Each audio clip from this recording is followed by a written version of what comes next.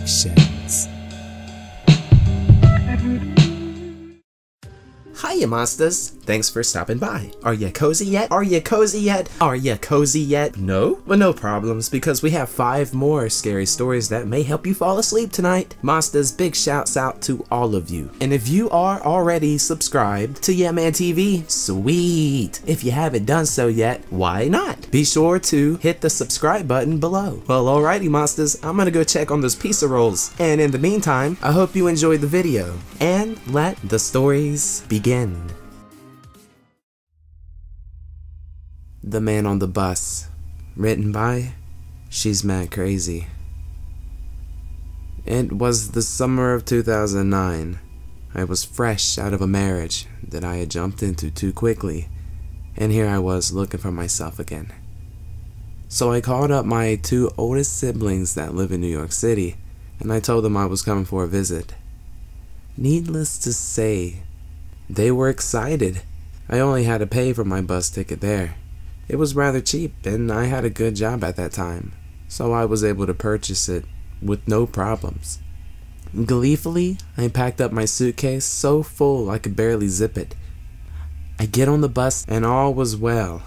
The lady at the customer service desk hands over my ticket, and I waited for my bus departure to be announced. Along the way on the bus ride, we made a few stops until we get to our transfer station in Philly. And this is where things get weird. Everyone transferring buses get off and new groups get on.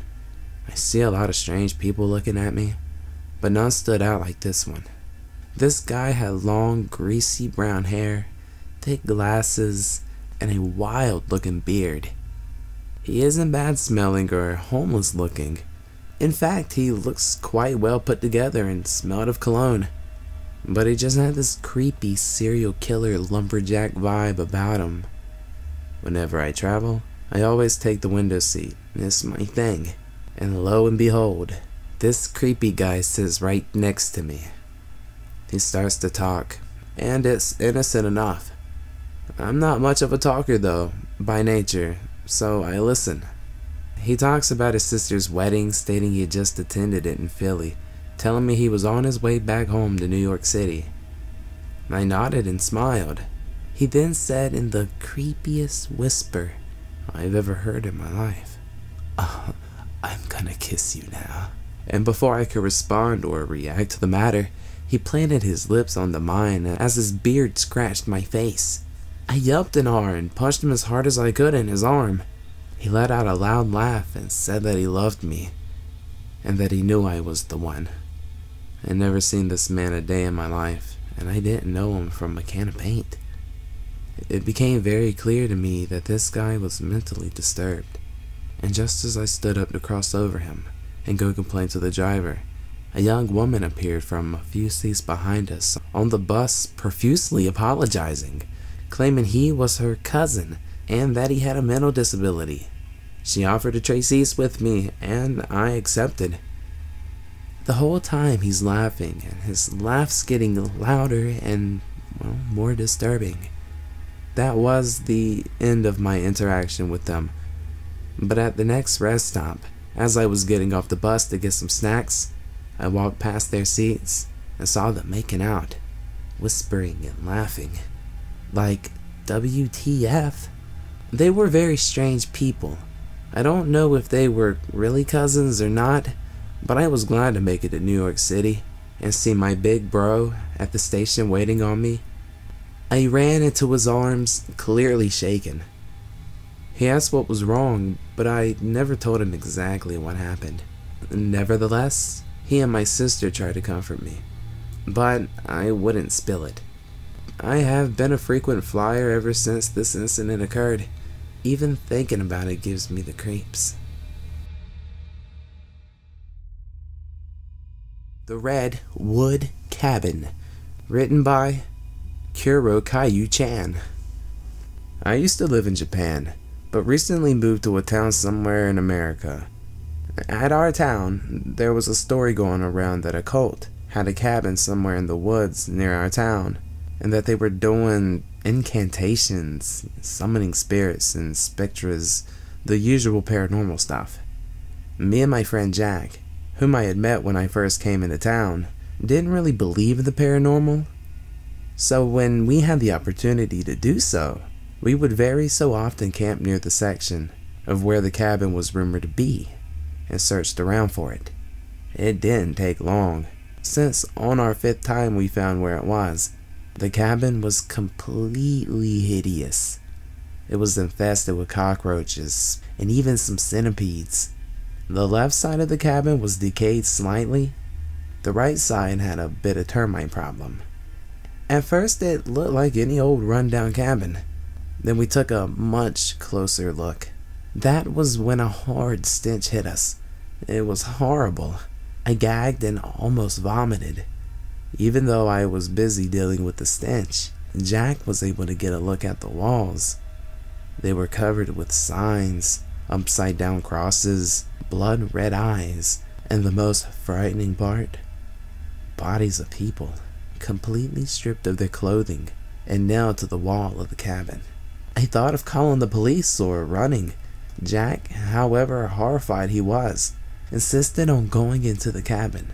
"I'm not believing this. It's probably just really good decorations," he said. As reluctant as I was, I pushed onward. Jack leading with his flashlight. We opened the door slowly. That was when I couldn't take it anymore. I vomited onto the grass just to the left of the cabin. Just in the front door was a dead dog. It had been butchered and left to rot. Worst is, it was a local dog that had went missing just 2 days before we found the cabin. Jack gently pushed the dog to the side so we could get inside. He waited on me to come in before we kept going. The inside was like the exterior. Only exception was blood red runes replaced the bodies. We came into the main living room of the cabin. It had a big ritual circle. The walls were different too. This time, now sporting words such as devil, the beast, our master, the end, and much more terrifying words, such as the runes in the eyes. It was blood red, except this time it seemed like it was real blood. That's when I figured out that the other drawings were simply dried, and it did not look as clear as these. The more I figured out, the worse I felt. If the others were dried, would that mean that these were just made? That was when I had it. I couldn't take it anymore. I turned to the cabin door and I saw what I could never, ever unsee. A tall, slender figure covered in intestines, blood, organs, everything gross and putrid. It was blocking the cabin door. That was when I screamed as loud as I could. I turned back and looked at Jack, though he still looked like Jack. The man I looked at was carrying a knife. He had a grin on his face, widening by the second. I backed away from him, but he grabbed me by my arm and dragged me closer. I struggled trying to get away, but his grip was locked firmly. I watched in horror as the knife was raised. That's when I made a last-ditch effort. I kicked him in the forbidden zone, which worked, and I ran toward the direction of the door. That was when I bumped into the slender figure again. Now I could make out his face. What I saw wasn't human. It looked like the face of something out in the deep depths of hell itself. I shambled back a bit. Then, remembering Jack was there, I moved to the right and I found a window. The only window in the entire cabin. I tried to open it, but it simply didn't budge. I turned back in shock as I realized that this was how it was going to end. I was going to be murdered in some satanic cabin. I crouched down, now in tears, and I closed my eyes. I waited for the knife to end it all. I waited, but eventually, nothing happened. So I slowly opened my eyes and I saw that it was daytime. Jack, or possessed Jack, had collapsed on the floor, still clenching the knife. The slender figure was gone, and I tried to open the window again.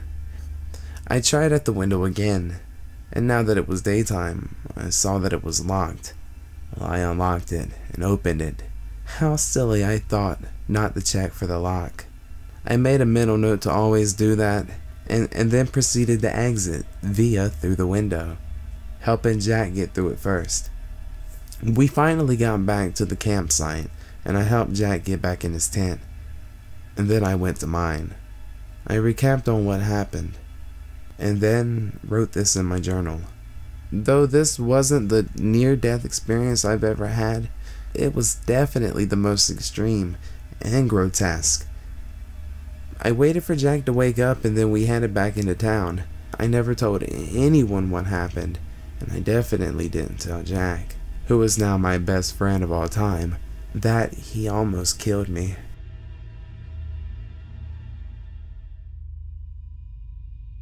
The Man and the Screened Window, written by She Who Loves to Read.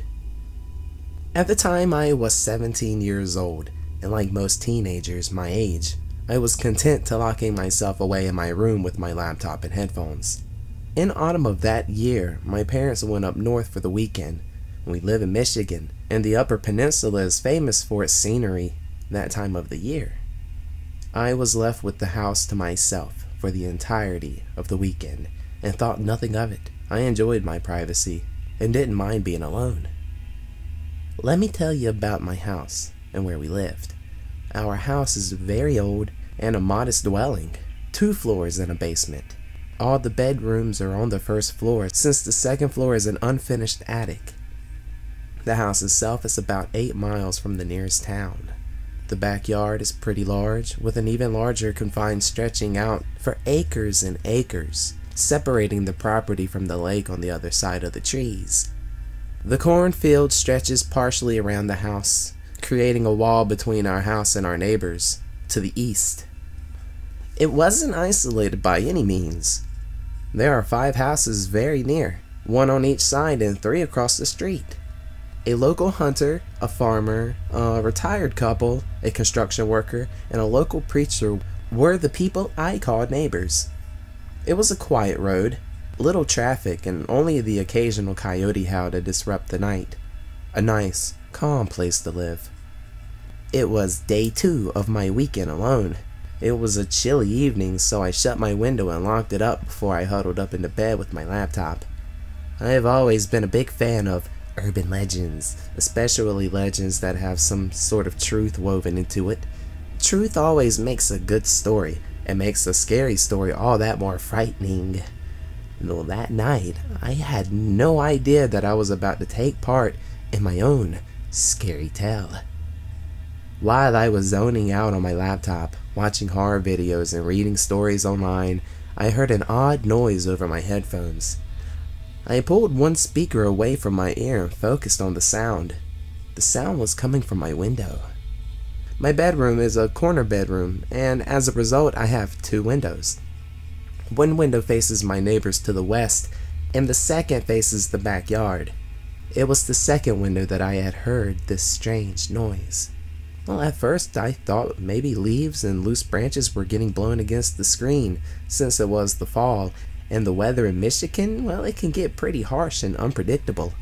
But my reasoning didn't quite fit with the sound. It wasn't a banging or a rattling. It was like metal wire snapping.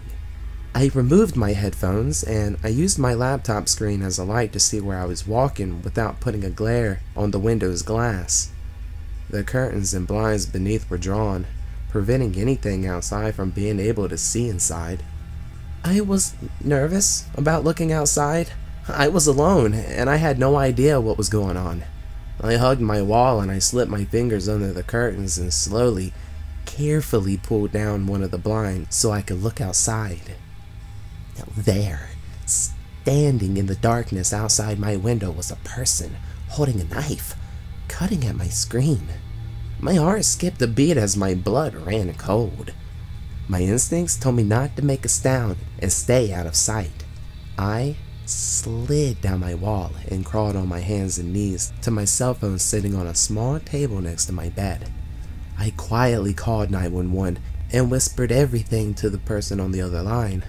I told them someone was outside my window and he had a knife, and that I was alone. The operator stayed on the line with me and kept reassuring me that the police were on the way. I could hear my screen being cut open.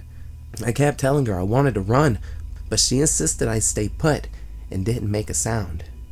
Suddenly, the snapping sound of the screen wires being cut stopped. I listened, and I almost screamed in fear when I heard a new sound. The knife was digging at the wood frame of the window, and the man tried to pry it open from the outside. A motion of light in the backyard suddenly flashed on for just seconds before the red and blue lights of the arriving police car shone through my other window. I listened carefully and heard someone running from the car to the backyard. I could also hear their radio clicking on and off as they checked the area. A loud knock at the front door made me jump. I heard a man call out for me, identifying himself as a cop. I was still scared. I opened my bedroom door and crept down the hall. I peeked into the living room and didn't see anything. The knocking persisted, and again the cop identified himself. I peeked through the window of the front door and saw him standing there, his eyes still checking the yard. I flung open the door and almost pulled the cop inside my house, just so happy to see someone else. He asked if I was okay, and if I could give a description of the man I saw. Well, I couldn't. He was wearing all black and had a hood pulled up which shrouded his face. All I could do was describe the large hunting knife he used to cut my screen. Well, his partner then joined him on the front porch and told us that he didn't see anyone in the area. I kept insisting on what I saw, and they, of course, believed me, since the cops seen the damage on the screen. The cops did a second sweep and made sure every single window was secured, and that the doors were locked and the garage was secure. Before leaving, the cops told me that they would keep a patrol car in the area, but they weren't confident that whoever I saw wouldn't be back. They just figured that it was some teenager who was trying to break in through my window and got scared when they saw a police car arrive. I thanked him and proceeded to double check the locks for myself. I wanted to call my mom, but I knew my parents were already on their way home and would be back in the morning. I chose to sleep on the couch in the living room. About an hour later, after I was finally able to relax and started to drift off, I heard a loud bang against my back door. I sat straight up and looked through the kitchen and into the back of the laundry room that leads to the back door. Bang! This time I knew I was in danger. I grabbed my cell phone and dialed 911 again. This time I ran into the kitchen and grabbed a large knife from the butcher's block and huddled on the floor against the counter and cabinets. I pressed my phone to my ears as the operator, a man this time, continued to talk to me, so I didn't feel alone. Bang! I gripped my knife tighter and began mentally trying to psych myself up. If this man managed to get inside, would I be able to defend myself? Well, he had a knife. Maybe that's why I grabbed one too. But I don't know anything about him. How tall is he? How strong is he? Did I even stand a chance? Bang! I heard the wood on the door frame crack. The old door was locked by an old chain. One more hard kick would surely break the door down, and then I didn't want to think about it. I prepared for a final bang, for the door to give in and for that man to attack me, when I heard a voice yelling over the banging noise. "Get on the ground! Drop the knife!" Oh, thank God, I said out loud. The cops are here. The operator on the line, who had been speaking to me throughout the entire ordeal, continued to try to keep me calm. I listened to the cop order the man to drop the knife over and over again, but I knew that this crazy man wasn't listening. Then another bang, but it wasn't from someone kicking the back door. It was from someone firing a gun. It was silent, and time seemed to stand still. A gentle knock at the front door drew my attention. The same cop as before was once again identifying himself at the front door. I told the operator a cop was at the door, and I hung up. I opened the front door, the knife still in my hand. The cop saw it and very calmly suggested I put it down. My hand was gripping the knife so tightly that my knuckles were white and my fingers were cramped. When I dropped the knife, the cop escorted me from the front door to his car, which was parked in the side yard. Under the motion lights of the backyard, I could see his partner standing over the body of a man in black. I could see his knife lying on the ground just inches from his hand, and even from the distance, I knew there was blood on the blade. The man himself looked like he had been dead for weeks. His hood had fallen from his face, revealing it to the night. He was white and impossibly pale. His skin was unnaturally aged with heavy wrinkles and a lot of discoloration. His hair was long, stringy, and blonde. His eyes, still open, were sunken into his skull. I was taken to the police station to deliver a statement and to ensure that there were no other attackers on my property. When I told everything I knew to the interviewing cop, another cop walked into the room with a file in his hand. He whispered something to the first cop and handed him the file. Well, I asked the cop if they knew who the man was, and he nodded. I asked to know who he was and what he wanted. Well, at first the cop didn't want to tell me, but I needed to know. I managed to coax the cop into telling me, and part of me wishes I would have just let it go. The man was a chronic junkie who abused any and all drugs he could. He was also a violent schizophrenic with bipolar disorder. He used to live in the area until he was finally locked up into a mental hospital about 20 years prior. The act that got him locked away all those years ago was a result of his attempt to burn down a local church, declaring that he was the true Son of God, and that all religious figures, priests, ministers, etc. were false prophets and tools of Satan. The cops figured that he was trying to break into my house because he thought that's where the preacher lived. He had it all wrong. He had the wrong house, and he would have killed me anyway if he gotten inside. After a moment of letting this sink in, I asked why the cops didn't see him the first time. His answer sent shivers down my spine. And now, I can never look at my backyard the same. He told me that the man had hidden in the cornfield the first time and was watching the house from between the rows. He had never left. He was always there, watching the house and waiting for the police to leave. He truly was crazy, and I'm so glad he won't be around anymore.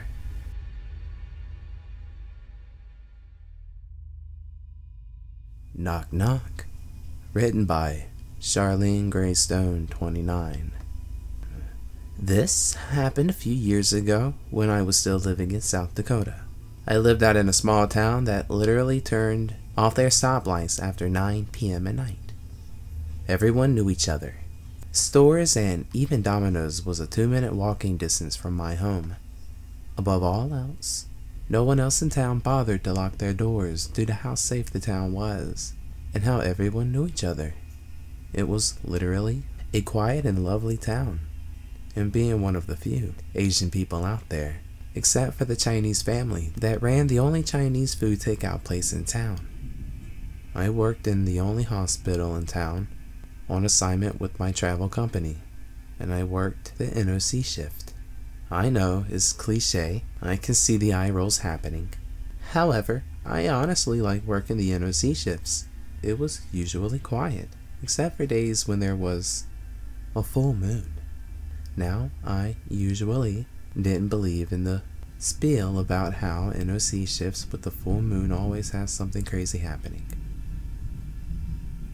I had been working in the medical field for 7 years, and mostly working NOC shifts, and I had never experienced anything more than someone having sundowners syndrome.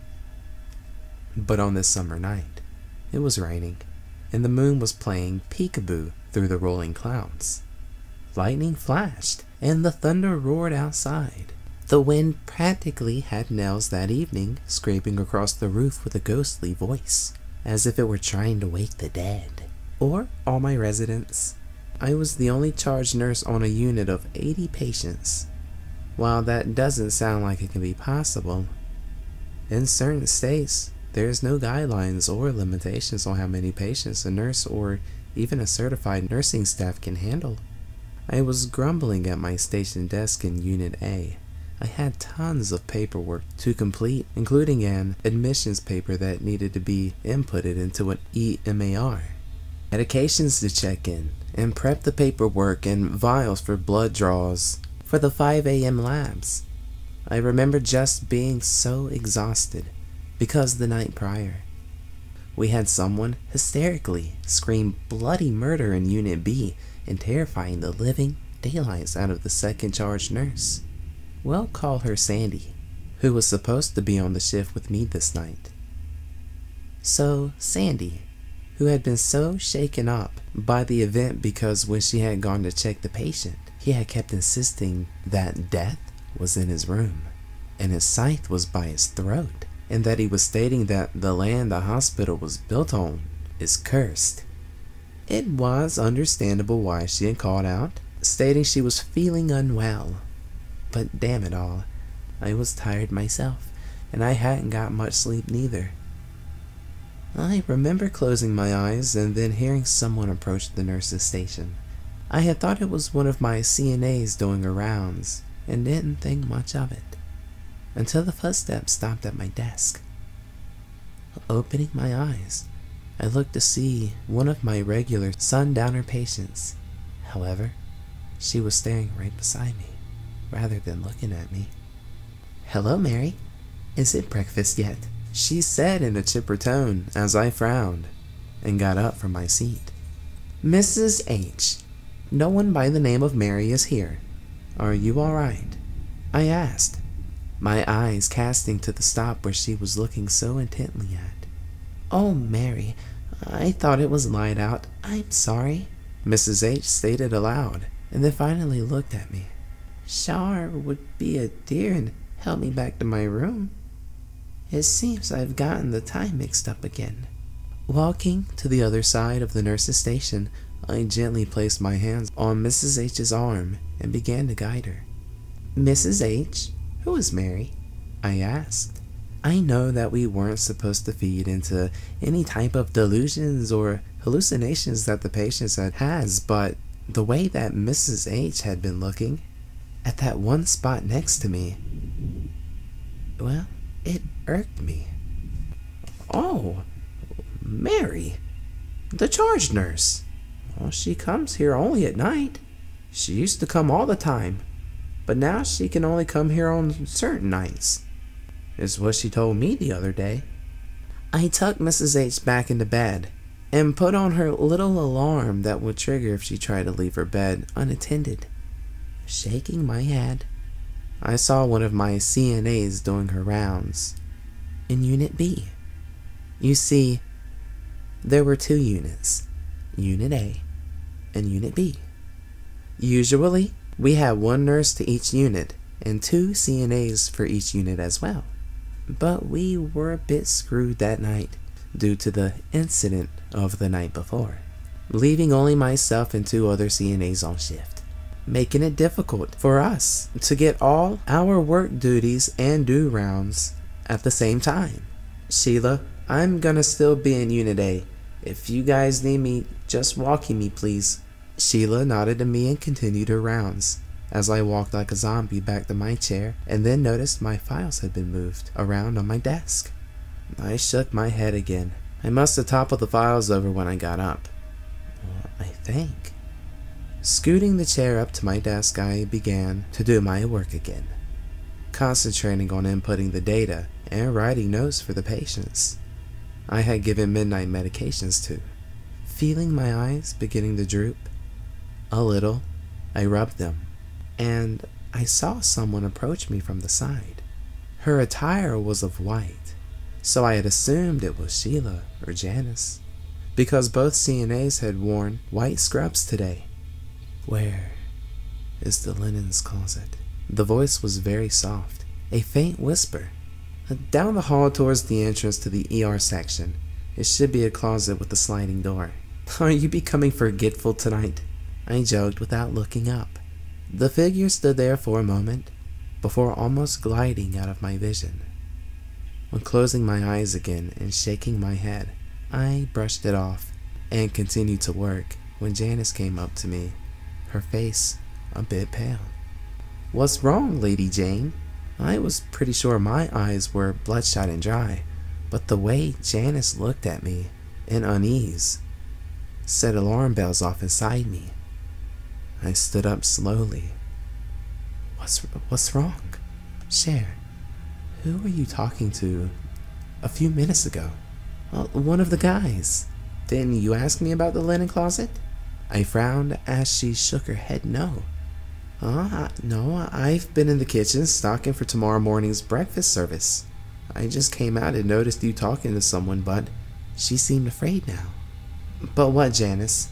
A troubled expression was forming on her pretty face. It looked like she was torn with what to say. Janice, what is it? Was it a lady in white? Was what came forth from her lips. Did you talk to her? I sat back down. If this wasn't about some crazy ghost bullcrap again, and some sort of curse hoo-ha, I didn't want to hear it. Janice, I don't want to hear about full moon nonsense and ghosts right now.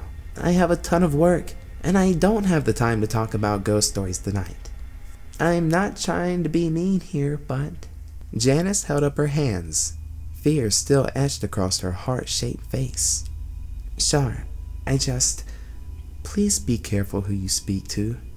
The dead welcome any conversation as an invitation to haunt you, especially here. I gave her a look and breathed a heavy sigh. Jan, thanks for your concern, but I think I probably was just hallucinating, or seeing things from, lack of sleep. Don't worry. I went back to work as Janice began to wringe the hem of her white scrub top. Just please be careful, and don't answer any knocks. Janice stated as she looked around one more time and left to go back into the kitchen. What foolishness! Don't answer to knocking? I again shook my head. We could practically make this into a drinking game for how many times I shook my head. Well, lightning danced outside. As the hours crept by, slowly, the storm outside went into full gear as hell began to pummel the rook at 5 o'clock a.m. As I made my blood draw rounds, after drawing my last tube, I went off the floor of Unit B and headed to the main part of the hospital to drop off the specimens. My footfalls echoed in the nearly empty hospital, as most of the ER nurses and doctors were probably doing shift change. I didn't see anyone, except for the janitor as I went to the lab. I entered the lab and filed the vials under the appropriate areas, and at that given moment, a knock sounded off from the back entrance that led to the corridor of Unit A. I hadn't given it too much thought as I approached the door and swung it open. I frowned as I realized that no one was there. Peering out into the corridor, I didn't even see the janitor. I looked around one more time before actually stepping out into the hallway and shutting the door. As the door closed behind me, I suddenly felt a sense of unease hit the bottom of my stomach as I began to make my way back to the unit. Once again, I reasoned it had to do with the lack of sleep I had gotten, and I hadn't stomached decent food in the last 48 hours because coffee wasn't considered a food. As I pulled my keycard out to open the door for Unit A, I heard knocking, but the knock was more like as if someone was drunk and could only raise their hand to knock every 5 to 10 seconds. It was a strange, dull knock that echoed all the way down the hall to me. The knocks continued, and I felt the hackles on the back of my neck rise as the knock started to speed up. My hand immediately pressing the keycard against the sensor as it kept rejecting my card. Then the knocks began to somewhat start echoing closer, as if they were footsteps walking towards me. The knocking got louder as I tried again with my card, and it finally allowed me entrance. Swinging the door open and slamming it behind me, I heard the knocking as it suddenly began barreling down on the door behind me.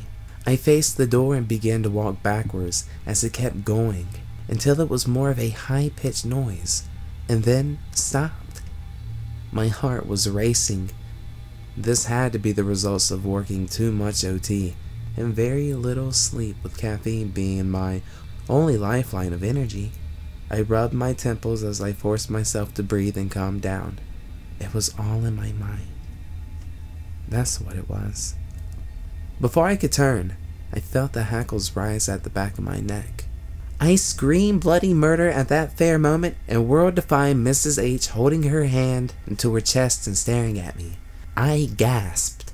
"I'm so sorry, Mrs. H. You scared me pretty good." Mrs. H seemed amused and again asked where the linen closet was, to which I helped her get a couple of new blankets and pillowcases. The rest of the shift went smoothly. My shift ended at 8:30 a.m. 2 hours of overtime clocked in for the day. I grabbed my things to get the hell out of Dodge, but was stopped by Janice, who had also stayed behind to help finish a few things. I almost let out a groan of agony when she stopped me. I was tired. I really wanted to go home and just sleep. It was my day off for the next 3 days. "Cher, you heard the knocking, didn't you?" Her hand was gripping my wrist in a vice-like hold that sent the signals of pain to my groggy brain. "Jan, not now. Please." I pulled my arm away from her, practically having to rip it from her grasp as I saw a look of terror in her eyes. "Please, take this." She pushed a stone and a bundle of sage into my hand. As much as I tried to push it back in her hands, Janice firmly gripped my wrist and covered her hand over my own and looked at me with dead serious eyes. "Keep this on you at all times, and by the foot of the shower stall when you bathe. Please do this, Cher, for me." The fear in her voice rattled me a bit in that moment, but just for that moment. "Okay, Jan." I pocketed the items into my scrub pants pocket, leaving the facility with thoughts of just falling into bed or the nearest couch for the next few hours of my day off. I had finally made it home without any issues and scurried up the stairs to my upstairs apartment. The morning was quiet, with only the occasional whoosh sound coming from cars passing by from the highway behind the apartment. Peeling off the scrubs and forgetting the item that Janice had given me, I fell onto the couch and was close to passing out until I heard a dull knock come from the closet bedroom door in front of me.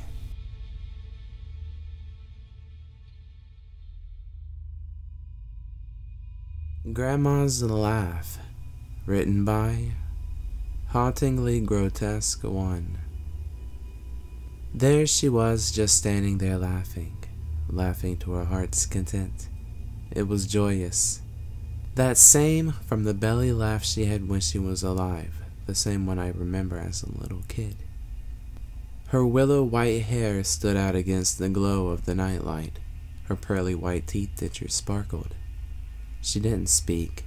In fact, she didn't say a word. But I could not help trying to communicate with her. "Grandma!" I yelped with excitement. "Is that you?" I knew in my gut it was her, but I had to hear her say it. She never did.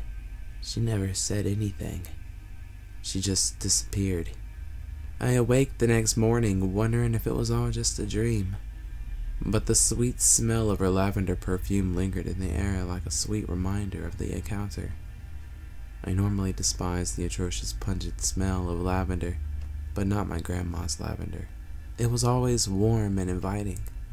It reminded me of her loving spirit, grace, and unwavering kindness was her signature. It was her scent. It was her for sure. She's still with me in my thought.